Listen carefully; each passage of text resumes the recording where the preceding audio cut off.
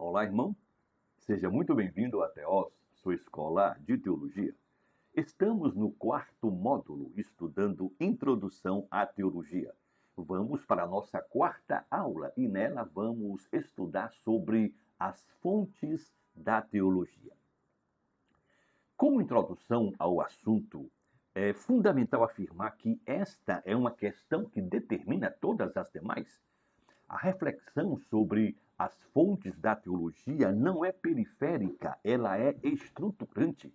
Por esta razão, a aula deve começar com uma pergunta direta e inevitável: de onde vem o conhecimento que temos de Deus? Portanto, antes de tratarmos de eleição, ordenanças, igreja, salvação ou qualquer outro assunto da teologia sistemática, precisamos resolver essa questão anterior e decisiva. Qual é a fonte normativa da teologia? A resposta a esta importante pergunta vai moldar todo o edifício doutrinário que será construído depois. Escute, irmão, toda a construção teológica depende da autoridade que a sustenta. Portanto, se o fundamento estiver equivocado, todo o edifício estará seriamente comprometido. A teologia cristã histórica sempre afirmou que sua base não está na imaginação humana, mas na revelação divina. De acordo com Hermann Bavinck, a teologia não cria a verdade, ela apenas a recebe da revelação de Deus. Portanto, a teologia não começa com perguntas humanas, mas com a autorrevelação de Deus. Irmão, essa afirmação preserva a teologia tanto do orgulho intelectual quanto do relativismo espiritual. Ora, a tarefa do teólogo não é inventar conceitos sobre Deus, mas ouvir, sistematizar e proclamar aquilo que Deus revelou acerca de si mesmo. Para organizar corretamente a dinâmica do estudo sobre as fontes da teologia, é essencial distinguir três categorias fundamentais. Primeira, autoridade. Segunda, norma. E terceira, instrumento. A autoridade é quem tem a palavra final. É a instância suprema diante da qual todas as demais se submetem. A norma é o critério que mede e julga a verdade. É o padrão pelo qual afirmamos se algo é correto ou incorreto.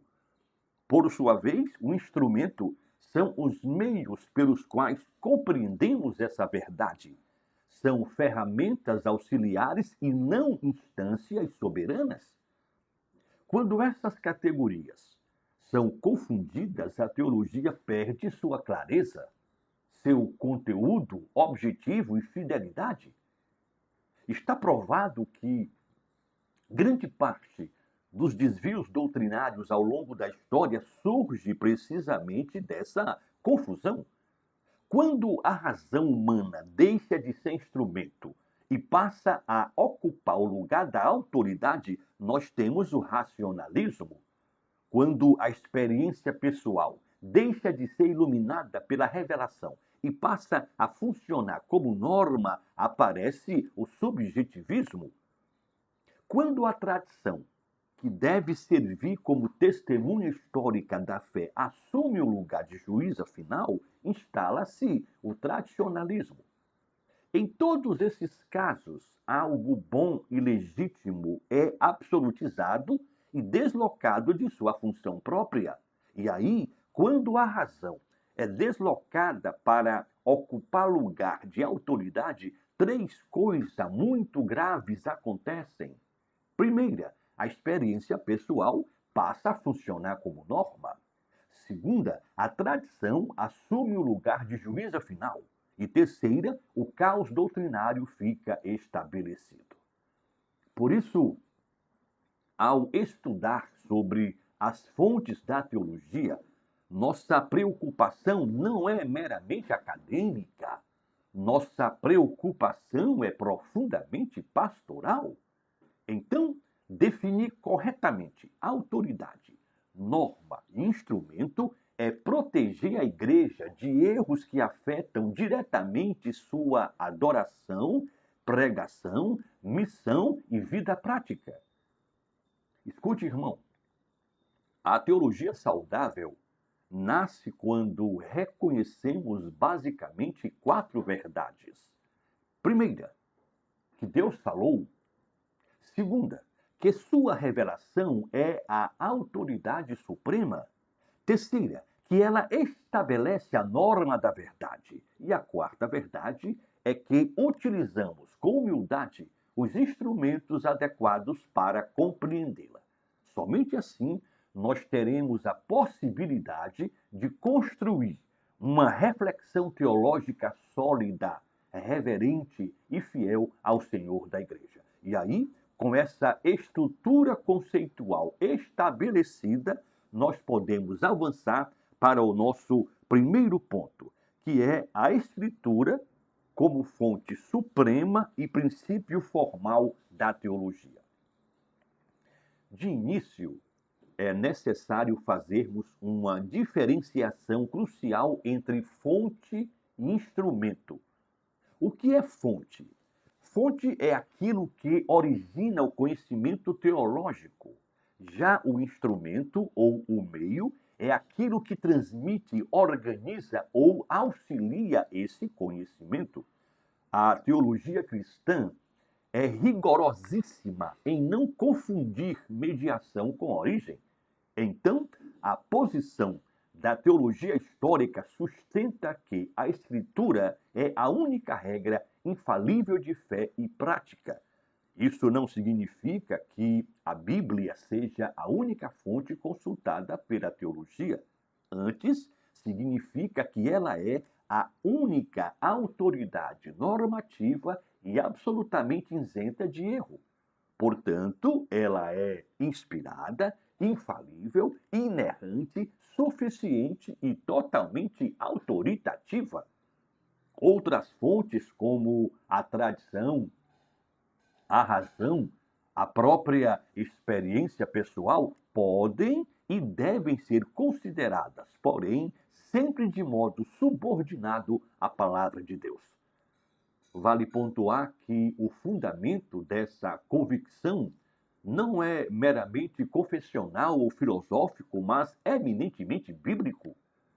Em 2 Timóteo, capítulo 3, versículo 16 e 17, o apóstolo Paulo afirma que toda a Escritura é inspirada por Deus e suficiente para tornar o homem de Deus perfeitamente habilitado para toda boa obra. E aí, com essas palavras, a Bíblia estabelece a sua suficiência e a sua autoridade. Do mesmo modo, em Gálatas 1:8, Paulo declara que qualquer mensagem que contradiga o evangelho apostólico deve ser rejeitada, ainda que seja anunciada por um anjo do céu. Tal advertência, irmão, evidencia que o conteúdo revelado possui primazia absoluta sobre qualquer outra reivindicação de autoridade. Portanto, a própria Escritura, ela reivindica para si a posição de norma suprema e definitiva. Diante dela, toda doutrina, tradição ou ensino deve ser examinado e julgado. É importante destacar que a Reforma Protestante do século XVI sistematizou a Escritura como única regra infalível de fé e prática sob o lema Sola Scriptura. Esse lema aponta para a convicção de que Deus havia se revelado salvadoramente somente na Escritura. Esse princípio Sola Scriptura também diz que todas as doutrinas e práticas da Igreja cristã deveriam ter como base o ensino das Escrituras. Em Martinho Lutero, especialmente na Dieta de Worms, ele faz ressoar a célebre declaração de que sua consciência estava cativa à palavra de Deus. Interrogado diante das autoridades do império e da igreja, Lutero afirmou que não poderia retratar-se a menos que fosse convencido pelo testemunho das Escrituras ou por argumentos racionais evidentes. A posição de Lutero não era fruto de uma obstinação pessoal, era produto de uma convicção teológica profunda de que a verdade divina revelada nas Escrituras possuía autoridade superior a qualquer instância humana. Para Lutero, a palavra de Deus escrita constituía o Tribunal Supremo diante do qual papas e concílios deveriam comparecer e se prostrar. A Bíblia não dependia da igreja para ser verdadeira. Esse era o conceito de Lutero. Ao contrário, era a igreja que dependia da Bíblia para permanecer fiel à sua vocação. Então, ao submeter sua consciência à autoridade bíblica, Lutero não apenas defendia a sua própria causa, mas ele estabelecia um princípio decisivo da reforma, a supremacia das Escrituras como norma última de fé e prática. Aleluia! Mais à frente, João Calvino, nas Institutas da Religião Cristã, ele desenvolveu essa convicção ao declarar que a Escritura possui evidência tão clara de sua verdade quanto as coisas brancas e pretas demonstram sua cor. Para Calvino, a autoridade da Bíblia não deriva da igreja, porque a palavra é autoatestada. Ele a confirmava. Ele afirmava que esta palavra bendita, ela é autenticada no coração dos crentes pelo testemunho interno do Espírito Santo.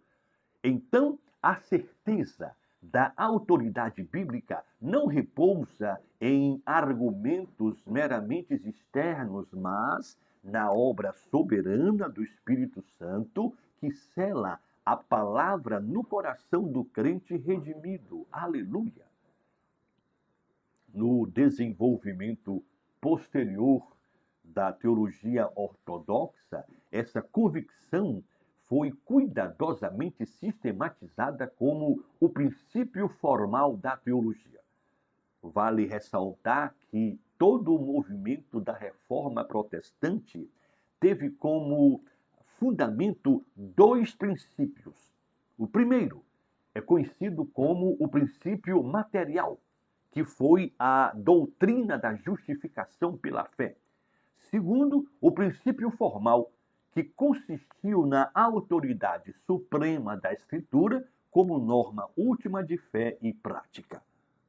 Teólogos como François Turritini distinguiram entre a regra primária, que é a própria Escritura, e a regra secundária, representada por credos e concílios, que são a autoridade real, porém subordinada e sempre possíveis de revisão à luz do texto sagrado. Portanto, a igreja, ela não cria a verdade, mas a recebe, confessa e preserva sob a correção permanente da palavra. De modo semelhante, o teólogo Hermann Bavinck afirmou que a Escritura é o princípio externo de conhecimento pelo qual Deus se revela objetivamente ao povo. A teologia ortodoxa insistiu não apenas na autoridade, mas também na perfeição e suficiência das Escrituras.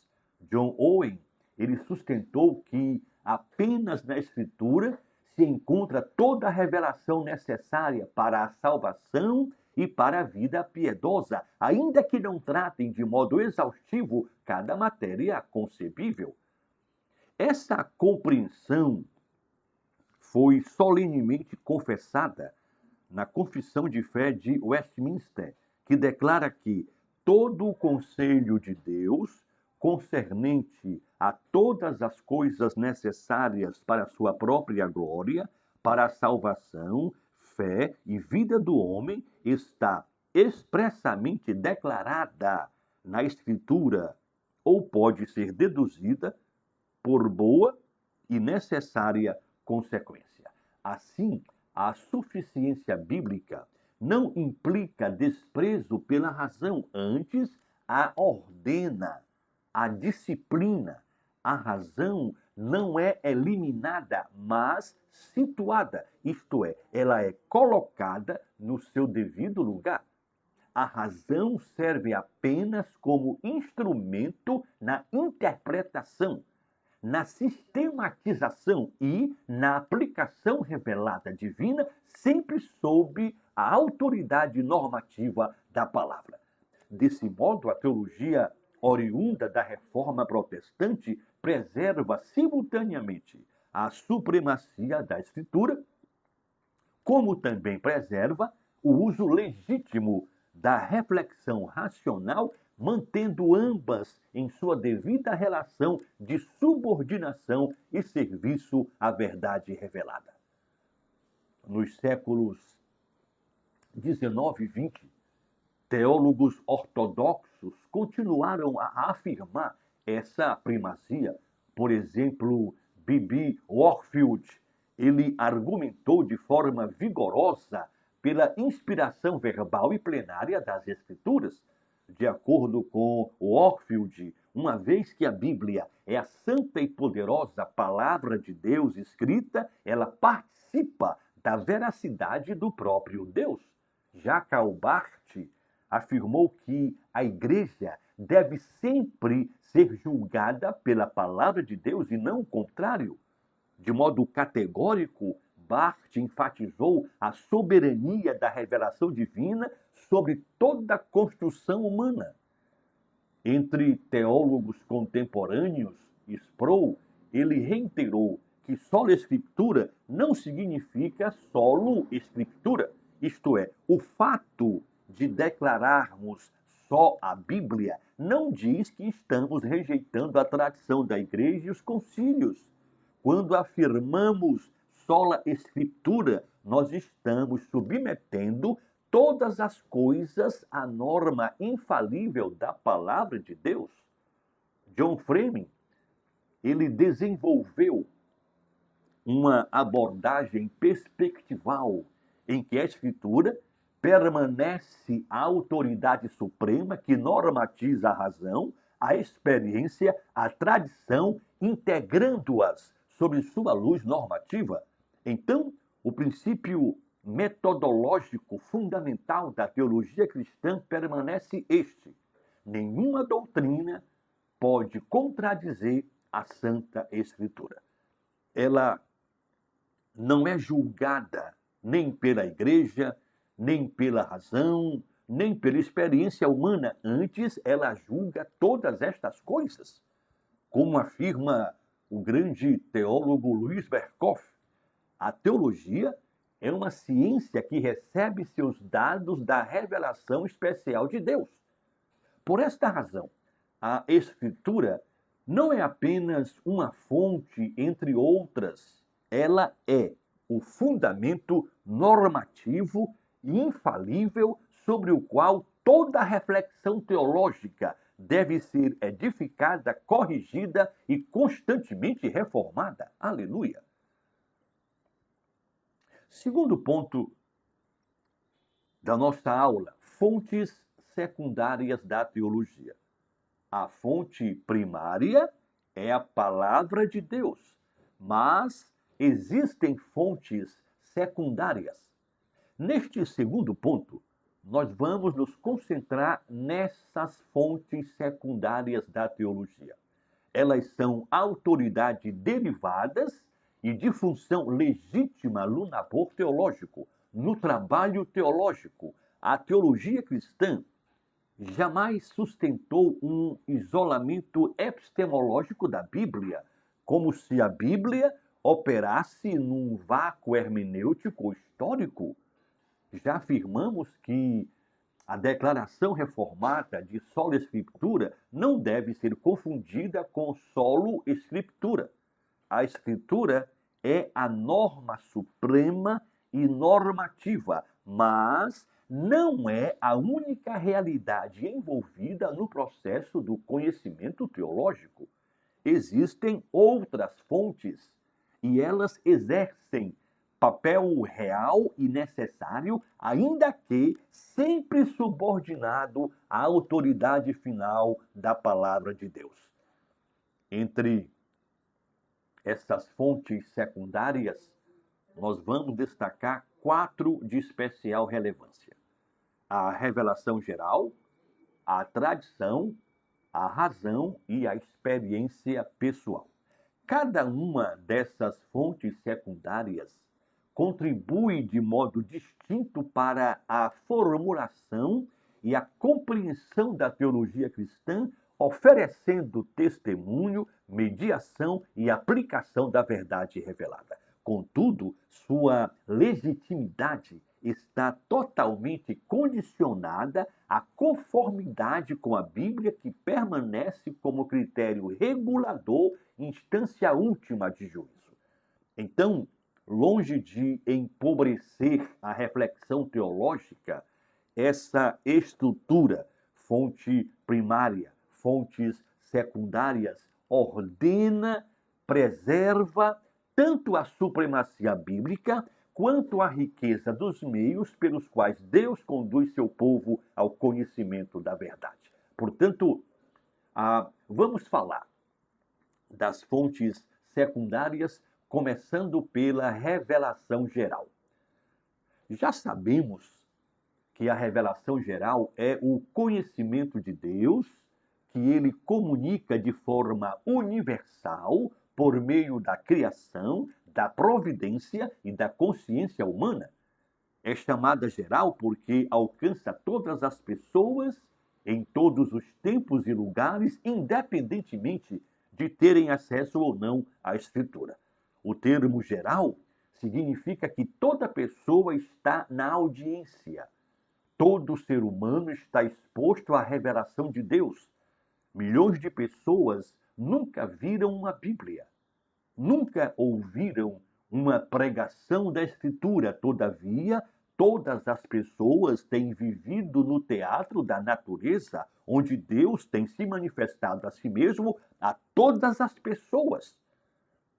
O apóstolo Paulo ensina em Romanos capítulo 1 que os atributos invisíveis de Deus, seu eterno poder, sua divindade, são claramente percebidos nas coisas criadas, de modo que ninguém pode alegar ignorância absoluta sobre Deus.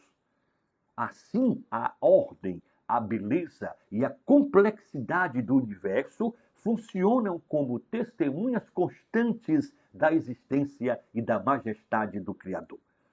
O reformador João Calvino descreveu a criação como um teatro da glória de Deus, enfatizando que o mundo visível é como um palco no qual o próprio Deus se dá a conhecer. Para Calvino, a natureza não é autossuficiente. Ela é um espelho que reflete a soberania divina. De modo semelhante, Martinho Lutero descrevia que Deus se revela nas obras da criação e no governo do mundo, mostrando que a realidade criada carrega marcas do seu Criador e aponta continuamente para ele, que é o autor de todas as coisas. O teólogo Herman Bavinck ensinou que a revelação geral torna a incredulidade do homem indesculpável, pois todos recebem testemunho de Deus através dela. O eterno poder e a deidade de Deus são manifestos claramente a todos os homens por meio da revelação geral. No entanto, apesar dessa revelação ser real, ela não é suficiente. Não é suficiente para a salvação. Não tem como uma pessoa olhar para o pôr do sol e entender sobre o plano redentivo. Charles Hodge e Louis Berkhoff afirmam que a revelação geral é plenamente suficiente para condenar. Todavia, ela é completamente, totalmente insuficiente para salvar. É assim porque, através da revelação geral, Deus é demonstrado como Criador, legislador, mas não como Redentor. A revelação geral prepara o terreno para a fé, mas não comunica o evangelho em si. Isto é, ela não nos dá os detalhes sobre a obra de Deus na história da redenção, como a expiação ou a ressurreição de Cristo. Uma pessoa, repito, não pode estudar o pôr do sol e ver os céus declarando o plano da salvação de Deus. Todavia, é totalmente possível chegar à conclusão de que Deus existe a partir da revelação geral. Alvin Plantinga afirma que a crença em Deus pode ser racionalmente percebida a partir da experiência humana e do senso inato do divino. Sproul destacou que a criação proclama continuamente a glória de Deus a toda a humanidade. Dessa forma, a revelação geral fundamenta a apologética e confirma a coerência da fé cristã. Entretanto, ela permanece completamente subordinada à revelação especial, porque somente esta revelação, a especial, comunica plenamente a graça salvadora em Cristo. Prosseguindo na apresentação das fontes secundárias da teologia, vamos falar agora sobre tradição. A tradição, como fonte secundária da teologia, faz alusão ao testemunho acumulado da Igreja ao longo da história em sua leitura, compreensão e ensino das Escrituras. A tradição inclui credos, confissões, catecismos, decisões conciliares que expressam a fé cristã de modo sistemático e comunitário. Esses documentos não surgem como revelações novas, mas como respostas fiéis ao texto bíblico diante de desafios doutrinários e pastorais. Então, a tradição funciona como memória teológica da Igreja, preservando a continuidade da fé através das gerações. Entre exemplos clássicos dessa herança, vamos citar dois. Primeiro, a Confissão de Fé de Westminster e depois o Catecismo de Heidelberg. Esses documentos representam a compreensão, o entendimento histórico das Escrituras pela comunidade cristã. A Confissão de Fé de Westminster, elaborada no contexto da Assembleia de Westminster, de 1643 a 1649, constitui uma das mais influentes expressões da teologia reformada clássica. Essa confissão foi redigida com um rigor doutrinário e com uma precisão sistemática extraordinárias. Além disso, essa confissão oferece uma exposição abrangente da fé cristã à luz da Bíblia, abordando temas como a doutrina de Deus, a eleição, a justificação pela fé, a própria igreja, os sacramentos que são as ordenanças de batismo e ceia. O propósito desta confissão foi servir como um padrão confessional para a igreja. Esse catecismo articula de forma coerente, de maneira madura, a compreensão histórica do ensino bíblico, sempre afirmando a supremacia da Bíblia como regra infalível de fé e prática. Já o Catecismo de Heidelberg, composto em 1563, no contexto da Reforma da Alemanha, ele diferencia-se da Confissão de Westminster por seu tom pastoral, altamente devocional. Ele é estruturado em perguntas e respostas organizadas em torno de três grandes eixos: a miséria humana, a redenção e a gratidão. Esse catecismo oferece uma síntese da fé cristã centrada no consolo do Evangelho. Sua célebre primeira pergunta, que trata do único conforto do crente na vida e na morte, revela o seu caráter profundamente existencial e consolador. Portanto, enquanto Westminster se destaca por sua densidade teológica e sistematicidade, o Catecismo de Heidelberg sobressai por sua sensibilidade pastoral e devocional. Todavia, apesar dessa diferença, ambos testemunham a rica tradição confessional da Igreja cristã. Muito embora esses textos sejam importantes, eles não substituem a Bíblia Sagrada. Isso deve ficar bem claro. A função deles é demonstrar como a Bíblia foi compreendida em contextos específicos. Esses documentos oferecem uma síntese doutrinária testada pelo tempo.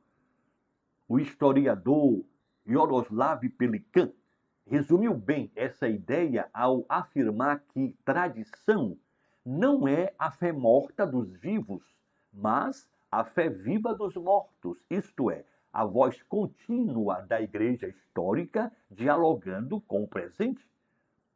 Todavia, algo que deve ser destacado e gravado é que, na perspectiva da teologia protestante, a autoridade da igreja é ministerial. Ela não é magisterial. O que é que significa? Significa que a tradição da igreja serve à palavra. A tradição não lidera sobre a palavra. Reformadores como Ulrico Zwinglio insistiram que concílios e escritos eclesiásticos podem errar e certamente errarão. Portanto, eles devem ser constantemente avaliados à luz da Escritura. Posteriormente, teólogos como B.B. Warfield reforçaram que a tradição é valiosa apenas quando reflete fielmente o ensino bíblico. No entanto, ela perde totalmente sua autoridade e legitimidade quando se afasta das Escrituras. Teólogos contemporâneos continuam reconhecendo esse papel altamente equilibrado. John Frame destaca que a tradição fornece sabedoria acumulada que protege a igreja de erros já refutados no passado. Por sua vez, o teólogo Kevin Van Hooser descreve a tradição como a participação contínua da igreja na interpretação canônica das Escrituras.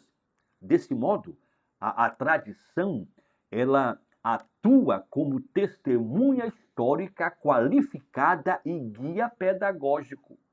No entanto, apesar da sua rica e grande importância, a tradição permanece totalmente submissa e corrigível pela autoridade suprema da revelação bíblica. Além da revelação geral, além da tradição, nós temos também a razão como fonte secundária da teologia. A razão, ela ocupa lugar essencial entre as fontes secundárias da teologia, porque Ela é o meio pelo qual o ser humano compreende, articula e comunica a verdade. Sem ela, não há exegese bíblica consistente. Sem ela, não há sistematização doutrinária coerente. Sem a instrumentalidade da razão, não há como interpretar textos, comparar passagens, formular conceitos. Esses trabalhos exigem atividade racional. Nesse sentido, a razão não é adversária da fé, é sua serva e serva necessária. A razão atua como um instrumento pelo qual a mente humana apreende, organiza e expressa o conteúdo da revelação divina.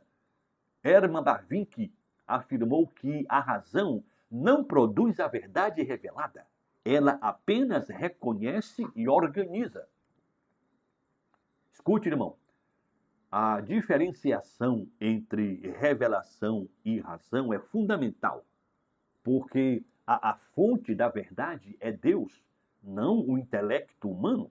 Portanto, a função da razão é receptiva e ordenadora, não criadora. Então, quando corretamente utilizada, o raciocínio, a mente, confirma a coerência interna da fé e demonstra que a revelação não contradiz a verdadeira lógica, pois o mesmo Deus que se revela é o autor da racionalidade. Contudo, a tradição protestante também enfatiza que a queda não aboliu a racionalidade humana, mas a corrompeu totalmente. Reformadores como Calvino ensinam que a mente humana permanece capaz de pensar, sim, de argumentar. Entretanto, ela está completamente inclinada ao erro, ao autoengano, quando separada da luz divina. Por isso, a razão precisa ser iluminada pela revelação especial para cumprir adequadamente seu papel teológico. Sem essa iluminação, a razão se tornará instrumento de distorção em vez de compreensão da verdade. Dada a importância da razão, François Turretini defendeu o uso rigoroso da lógica na teologia. Jonathan Edwards mostrou que o raciocínio profundo pode coexistir com intensa espiritualidade. Em tempos recentes, Alvin Plantinga argumenta que a fé em Deus pode ser intelectualmente justificada. Por sua vez, John Stott insistiu que amar a Deus inclui amá-lo com a mente, com entendimento, raciocínio. Portanto, a razão é indispensável à teologia, desde que permaneça subordinada à revelação e consciente dos seus próprios limites. Além da revelação geral, da tradição e da razão, nós temos também a experiência como fonte secundária da teologia. A experiência pessoal é reconhecida na teologia cristã como fonte secundária que confirma existencialmente a verdade revelada. Ela é manifesta na vivência correta da fé, como na conversão, no consolo espiritual, na resposta à oração e na vida devocional diária. Contudo, essas realidades não criam a verdade do Evangelho. Elas testemunham sua eficácia na vida do crente. Portanto, a experiência pessoal, ela funciona como uma dimensão prática da teologia. É assim porque ela mostra que as doutrinas bíblicas não são abstrações, e sim verdades que transformam a existência humana. Jonathan Edwards advertiu com notável profundidade que a autenticidade das experiências religiosas não pode ser aferida pela intensidade das emoções que as acompanham.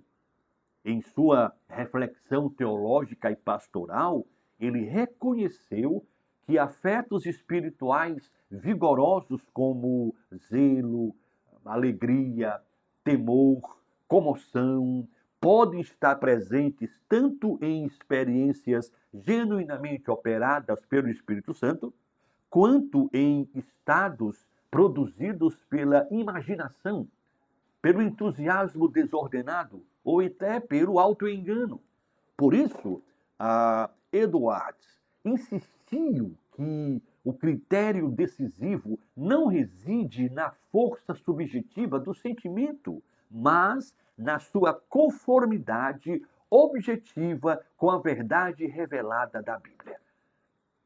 Escute, irmão, a experiência cristã, para ser considerada legítima, deve se harmonizar com o ensino bíblico.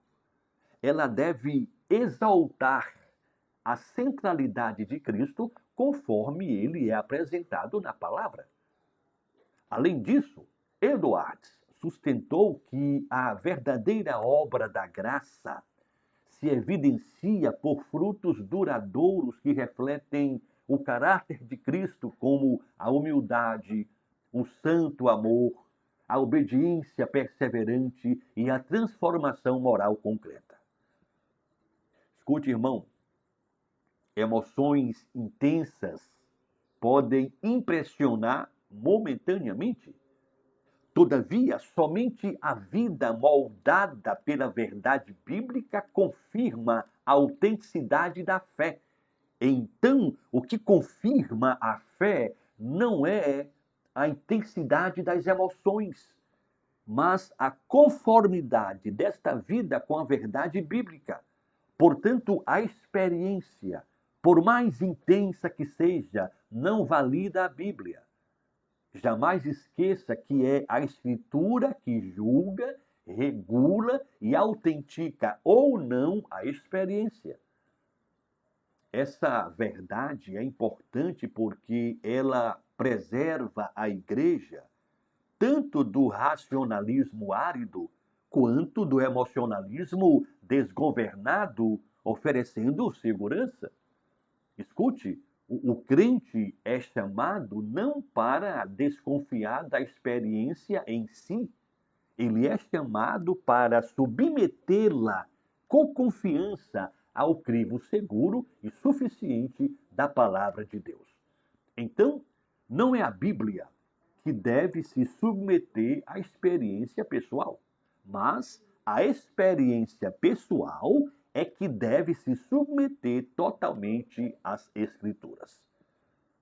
Outros pensadores protestantes reforçam essa perspectiva altamente equilibrada. John Wesley valorizou profundamente a experiência pessoal da graça, insistindo que a fé genuína envolve certeza interior da obra de Deus no coração. Já Martinho Lutero reconheceu o papel das provações, das lutas espirituais como instrumentos pelos quais a verdade bíblica se torna viva na alma. Em ambos os casos, tanto Wesley como também Lutero, a experiência não substitui a revelação, mas confirma sua realidade na vida do crente. Teólogos contemporâneos mantêm essa mesma linha. J. Packer destacou que conhecer a Deus envolve relacionamento pessoal e não apenas informação doutrinária.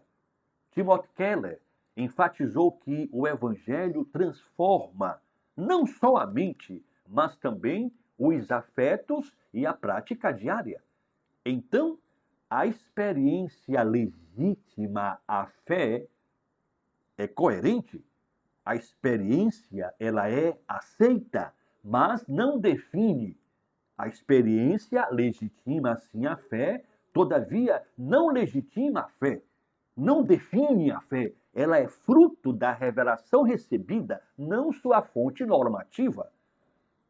Em resumo, nós podemos afirmar que as fontes secundárias da teologia nos fazem reconhecer que Deus, em sua providência, não deixou a igreja desprovida de meios, de instrumentos auxiliares para a compreensão e aplicação da sua verdade.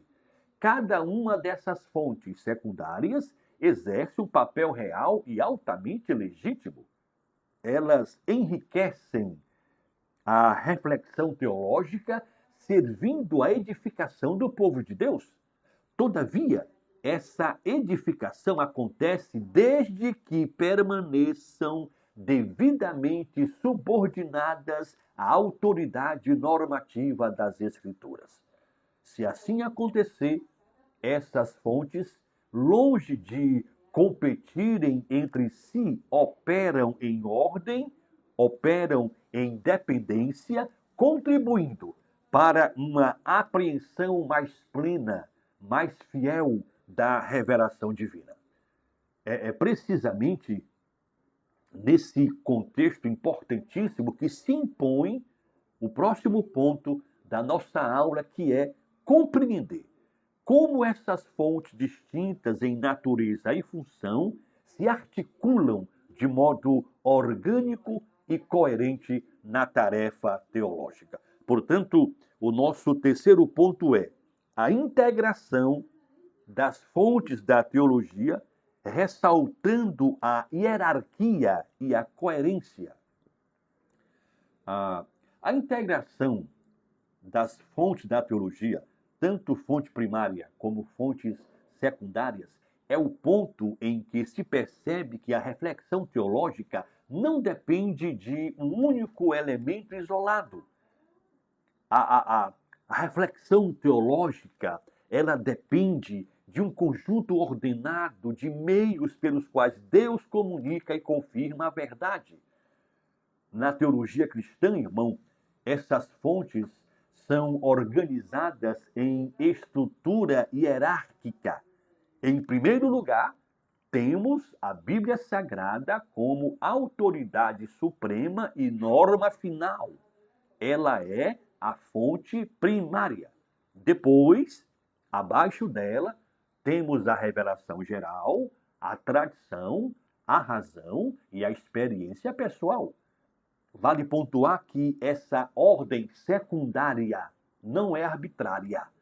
Ela aparece e ela apenas reflete a convicção de que Deus falou de modo decisivo na palavra inspirada, e todas as demais fontes, elas servem para compreender, confirmar e aplicar essa revelação.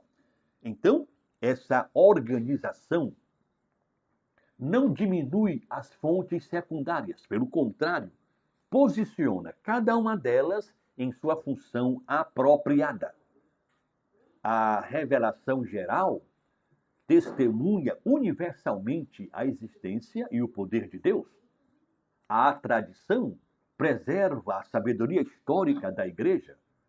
A razão sistematiza e articula a verdade. E a experiência pessoal confirma existencialmente aquilo que é crido. Portanto, quando cada elemento atua dentro do seu limite próprio, existe harmonia teológica. Então, o problema não está nas fontes secundárias em si, mas no uso desordenado delas. Luiz Berkhoff, em sua obra Teologia Sistemática, antes de qualquer outro assunto, qualquer outro tema doutrinário, ele inicia sua sistemática pela doutrina da revelação e da Escritura. Isso não é um mero arranjo didático, é uma afirmação epistemológica. Ou seja, antes de falar sobre Deus, sobre pecado, sobre salvação, é preciso estabelecer como que a gente conhece essas verdades.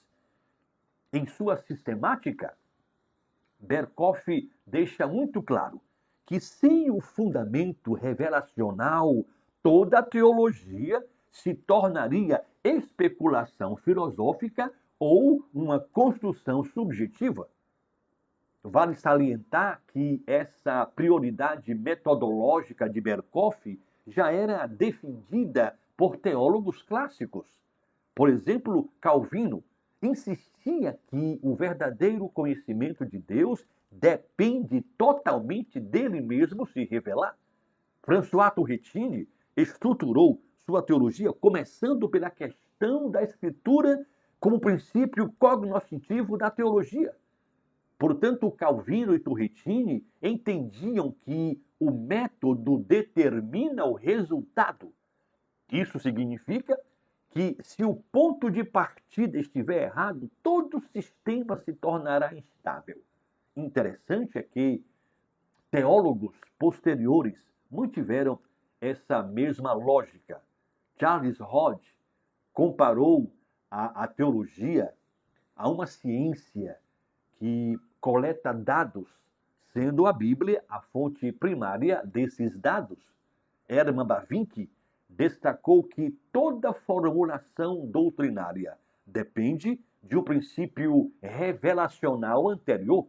Então, tanto Hodge quanto Bavinck, para eles, a doutrina de Deus só pode ser desenvolvida com segurança depois que a base do conhecimento teológico foi solidamente estabelecida. Quando essa hierarquia é invertida, surgem distorções gravíssimas. Se a razão é colocada como juiz final, nasce o racionalismo teológico, frequentemente associado ao liberalismo. Por sua vez, se a tradição ocupa o lugar supremo, surge o tradicionalismo rígido que resiste à correção bíblica. Se a experiência se torna o critério último, aparece o misticismo subjetivo, no qual sentimentos substituem a verdade revelada. Em todos esses casos, não é a fonte em si que é problemática. O grave problema é a sua elevação indevida ao lugar da Bíblia. Pensadores contemporâneos continuam enfatizando a necessidade dessa ordenada integração. John Frame descreve o conhecimento teológico como perspectival, envolvendo a palavra de Deus, a realidade criada e o sujeito conhecedor em interação sob a autoridade bíblica. Já Kevin Van Hooser ressalta que a tradição, a razão e a experiência pessoal funcionam como instrumentos interpretativos dentro do drama da revelação, nunca como autores independentes do significado. Portanto, a teologia saudável, irmão, não elimina nenhuma dessas fontes secundárias, mas as integra em coerência e submissão à norma suprema, que é a santa palavra de Deus. A Escritura governa, a revelação geral confirma, a tradição orienta, a razão organiza e a experiência vivifica. Glória a Deus.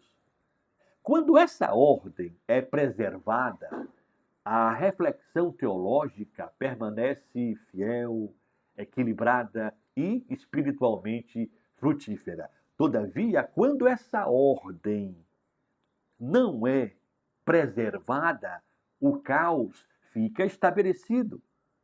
Quando essa ordem é preservada, ela vai refletir não apenas rigor intelectual, mas também reverência diante do Deus que se revela. Aleluia! Vamos para o nosso quarto e último ponto. O uso responsável das fontes, implicações acadêmicas e pastorais. O uso responsável das fontes da teologia constitui, de fato, a dimensão prática e pastoral que vai coroar todo o estudo acerca da natureza, da autoridade e da hierarquia dessas fontes. Quando a igreja reconhece a primazia normativa da palavra de Deus, quando ela compreende o papel legítimo das fontes secundárias, então fica estabelecido uma unidade orgânica entre doutrina e vida. A reflexão teológica deixa de ser um exercício abstrato e passa a orientar de maneira concreta e objetiva o método hermenêutico, a formulação doutrinária e a espiritualidade dos crentes. A forma como se articula a relação entre escritura, revelação geral, tradição, razão e experiência molda não apenas o conteúdo da fé, mas também sua transmissão e encarnação no contexto histórico em que a igreja está inserida. E aí, essa integração não é estática, mas progressiva e coerente. Essa integração, para ser progressiva, para ser coerente, segue 5 passos básicos. Primeiro, ela parte da revelação normativa da palavra de Deus. Segundo, dialoga criticamente com a tradição. Terceiro, emprega a razão como instrumento de compreensão e discernimento. Quarto, reconhece os testemunhos da revelação geral. E quinto, avalia a experiência à luz do ensino bíblico. Quando essas dimensões operam em harmonia, a teologia preserva sua clareza e profundidade, evitando tanto o reducionismo intelectual quanto o subjetivismo espiritual. Então, a pregação, o aconselhamento, o ensino, a vida cristã tornam-se expressões consistentes de uma fé bem fundamentada, que é uma fé que pensa com rigor, crê com convicção e vive com integridade diante de Deus e do mundo. Aleluia. Escute, irmão, o uso responsável das fontes da teologia impõe uma prioridade metodológica básica muito clara que afirma que a teologia deve ser exegética antes de ser sistemática. Isso significa que o intérprete deve primeiro ouvir atentamente o texto bíblico em seu contexto histórico, em seu contexto literário e canônico, antes de organizar suas doutrinas. Reformadores como Martinho Lutero, João Calvino insistiam nesses princípios. Eles compreenderam que sistemas teológicos só são confiáveis quando nascem da Escritura e não quando tentam moldá-la a pressupostos externos. No âmbito acadêmico, essa convicção protege a teologia de se tornar uma mera filosofia religiosa. Herman Bavinck ressaltou que a reflexão teológica deve partir da revelação divina e não da especulação humana.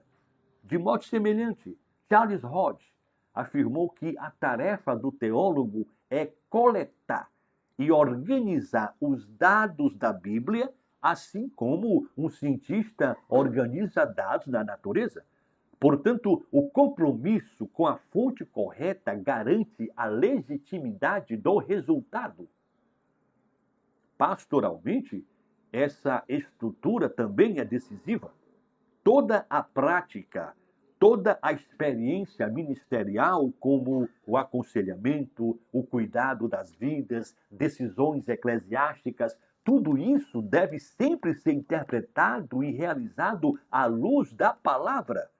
Escute, irmão, as experiências podem ser intensas, altamente comoventes e até aparentemente convincentes, mas só a Bíblia é infalível.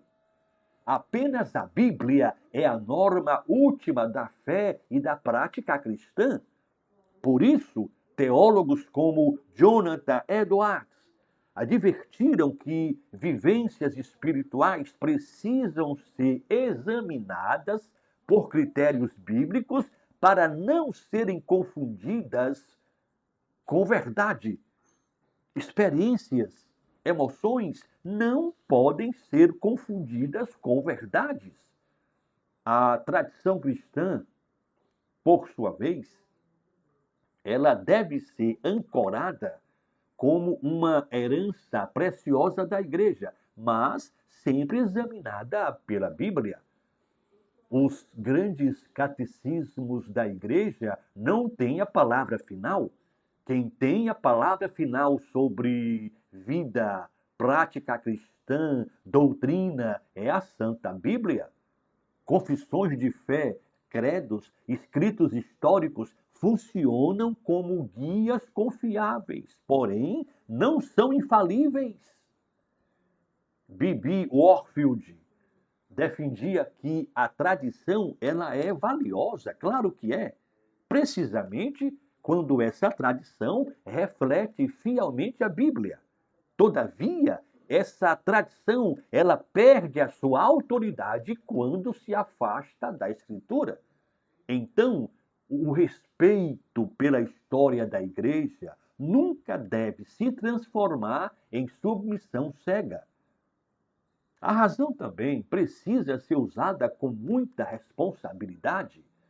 Ela é, claro, totalmente indispensável para interpretar textos, formular argumentos, defender a fé. Todavia, a razão não pode assumir o papel de juíza da revelação.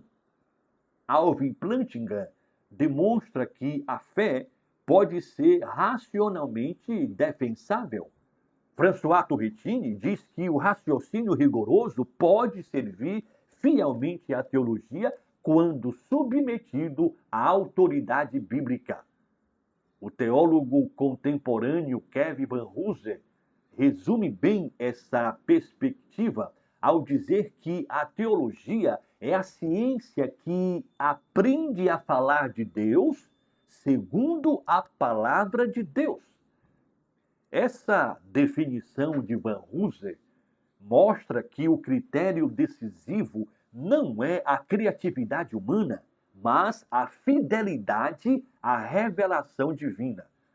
Portanto, a verdadeira teologia não inventa o seu conteúdo, não cria sua mensagem, ela a recebe, interpreta e proclama na dependência do Espírito Santo. Daí decorre um princípio fundamental. Se a fonte é infalível, a teologia é estável e coerente. Todavia, se a fonte é falível, a construção será inevitavelmente instável. Portanto, sistemas teológicos baseados primariamente em culturas, filosofias, experiências subjetivas mudam conforme mudam seus fundamentos. Já a teologia saudável, enraizada na revelação bíblica, ela possui solidez duradoura. Por quê? Porque repousa na autoridade imutável de Deus. Aleluia. Por isso, a pergunta decisiva não é simplesmente o que você crê, mas qual é a autoridade que sustenta o que você crê. A resposta vai revelar o verdadeiro fundamento de qualquer sistema teológico.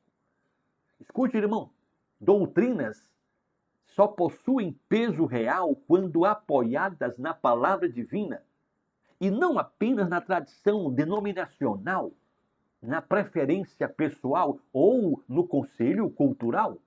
Portanto, a maturidade teológica consiste justamente em usar todas as fontes legítimas, a revelação geral, a tradição, a razão, a experiência sob a regência soberana da Santa Bíblia. Onde essa ordem é preservada, a teologia permanece confessional, eclesial e fiel à revelação de Deus.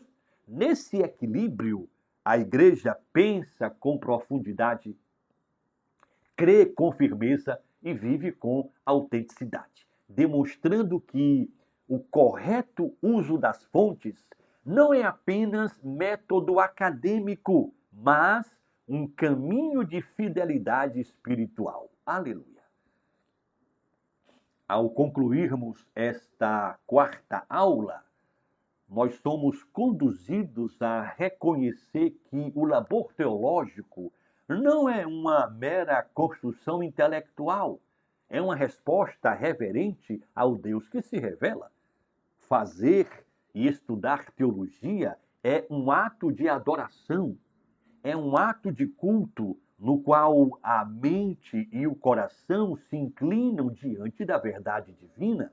Trata-se de uma vocação que exige humildade, disciplina e, acima de tudo, discernimento.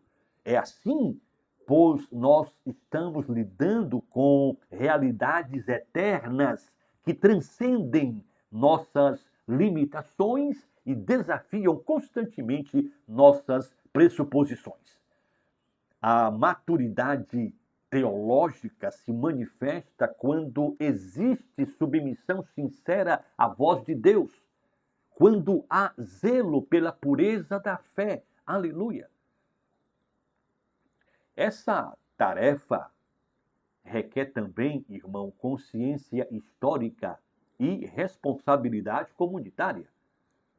Não pensamos isoladamente, não cremos de forma autônoma. Somos parte de um povo que, ao longo dos séculos, buscou compreender, confessar e viver a verdade recebida. Escute, irmão, a fidelidade cristã implica continuidade e reforma constante, de modo que a igreja permanece ancorada na verdade e, ao mesmo tempo, vigilante contra distorções. A reflexão teológica saudável preserva a unidade da fé sem sufocar a devoção, cultiva a devoção sem abandonar o rigor doutrinário.